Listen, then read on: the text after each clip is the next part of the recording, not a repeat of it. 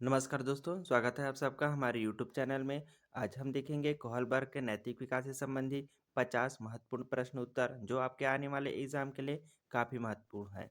तो आइए चलते हैं हमारे प्रश्न की ओर। पहला है, कोहलरबर्ग कौन थे? कोहलरबर्ग एक अमेरिकी वैज्ञानिक थे। प्रश्न क्रमांक 2, कोहलरबर्ग का सिद्धांत किससे संबंधित है? उत्तर है नैतिक विकास से। प्रश्न क्रमांक 3, कोहलरबर्ग ने नैतिक विकास को कितने स्तरों में बांटा है? सही आंसर है 3 स्तरों में। प्रश्न क्रमांक 4, कोहलरबर्ग के कुल चरण कितने हैं? उत्तर है 6 चरण। आते हैं अगले प्रश्न की ओर। प्रश्न क्रमांक 5, कोहलरबर्ग के सिद्धांत का आधार क्या है? उत्तर है नैतिक तर्क। प्रश्न क्रमांक 6, पहला स्तर कौन सा है? उत्तर है पूर्व परंपरागत। प्रश्न क्रमांक 7, पूर्व परंपरागत स्तर में कितने चरण होते हैं? उत्तर है 2 चरण। प्रश्न क्रमांक 8, पूर्व परंपरागत स्तर का पहला चरण क्या है? उत्तर है दंड और आज्ञाकारिता।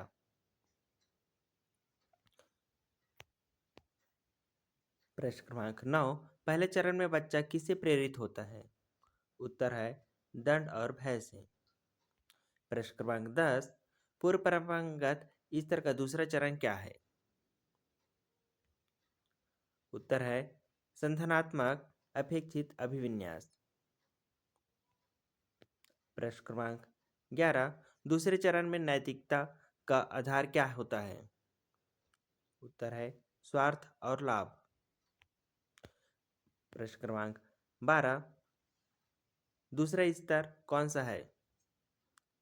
उत्तर है परंपरागत स्तर। प्रश्न क्रमांक 13, परंपरागत स्तर में कितने चरण होते हैं? उत्तर है 2 चरण। प्रश्न क्रमांक 14, परंपरागत स्तर का तीसरा चरण क्या है? उत्तर है अच्छा लड़की या अच्छा लड़का अभिविन्यास। प्रश्न क्रमांक 15, तीसरे चरण में व्यक्ति क्या चाहता है? उत्तर है सामाजिक स्वीकृति। प्रश्न क्रमांक 16, परंपरागत स्तर का चौथा स्तर क्या है? उत्तर है कानून और व्यवस्था अभिविन्यास। प्रश्न क्रमांक 17, चौथे चरण में नैतिकता का आधार क्या है? उत्तर है नियम कानून और कर्तव्य। प्रश्न क्रमांक 18, तीसरा स्तर कौन सा है? उत्तर है उत्तर परंपरागत स्तर या पॉजिटिव कन्वेंशनल लेवल। प्रश्न क्रमांक 19, उत्तर परंपरागत स्तर में कितने चरण होते हैं? उत्तर है 2 चरण। प्रश्न क्रमांक 20, उत्तर परंपरागत स्तर का पांचवा चरण क्या है? उत्तर है सामाजिक अनुबंधन अभिविन्यास। प्रश्न क्रमांक 21, पांचवें चरण में व्यक्ति किससे महत्व देता है? उत्तर है मानव अधिकारों को। प्रश्न क्रमांक 22, उत्तर परंपरागत स्तर का छठा चरण क्या है? उत्तर है सार्वभौमिक नैतिक सिद्धांत। आते हैं अगले प्रश्न की ओर। प्रश्न क्रमांक 23, छठे चरण में नैतिक किस पर आधारित होता है? उत्तर है आत्मनिर्भरता नैतिक सिद्धांतों पर। प्रश्न क्रमांक 24, कोहलबर्ग के अनुसार नैतिक विकास किस क्रम में होता है? उत्तर है निश्चित और क्रमबद्ध। प्रश्न क्रमांक 25, क्या सभी व्यक्ति छठे चरण तक पहुंचते हैं? उत्तर है जी नहीं। प्रश्न क्रमांक 26, कोहलबर्ग का सिद्धांत किससे प्रभावित है? उत्तर है जीन पियाजे से।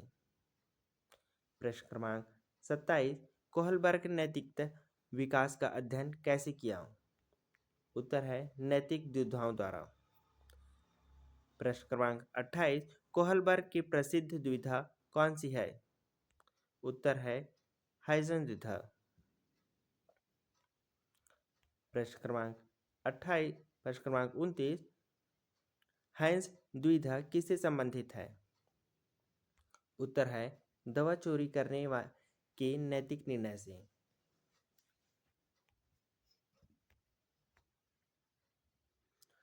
प्रश्न क्रमांक 30, कोहलबर्ग के अनुसार नैतिकता क्या है? उत्तर है सही गलत का तर्कसंगत निर्णय। प्रश्न क्रमांक 31, क्या उम्र और नैतिक विकास में संबंध है? उत्तर है हाँ। प्रश्न क्रमांक 32, कोहलबर्ग का सिद्धांत किस दृष्टिकोण पर आधारित है? उत्तर है संज्ञानात्मक। प्रश्न क्रमांक 33, कोहलबर्ग ने नैतिक व्यवहार से अधिक किसे महत्व दिया है? उत्तर है नैतिक तर्क को। आते हैं अगले प्रश्न की ओर। प्रश्न क्रमांक 34, बच्चों में नैतिक विकास की शुरुआत किस स्तर से होती है? उत्तर है पूर्व परंपरागत स्तर से। प्रश्न क्रमांक 35, कानून पालन किस चरण की विशेषता है? उत्तर है चौथा चरण। प्रश्न क्रमांक 36, सामाजिक स्वीकृति किस चरण में प्रमुख होती है? उत्तर है तीसरा चरण में। प्रश्न क्रमांक 37, स्वार्थ आधारित नैतिकता किस चरण में होती है? उत्तर है दूसरा चरण में। प्रश्न क्रमांक 38, सार्वभौमिक नैतिक सिद्धांत किस चरण से जुड़े हैं? उत्तर है छठा चरण। प्रश्न क्रमांक 39, कोहलबर्ग का सिद्धांत किस आयु वर्ग पर लागू होता है? उत्तर है बचपन से वयस्क तक। प्रश्न क्रमांक 40, कोहलबर्ग के सिद्धांत की एक आलोचना क्या है? उत्तर है यह व्यवहार की उपेक्षा करता है। प्रश्न क्रमांक 41, कोहलबर्ग के अनुसार नैतिक विकास का अंतिम लक्ष्य क्या है?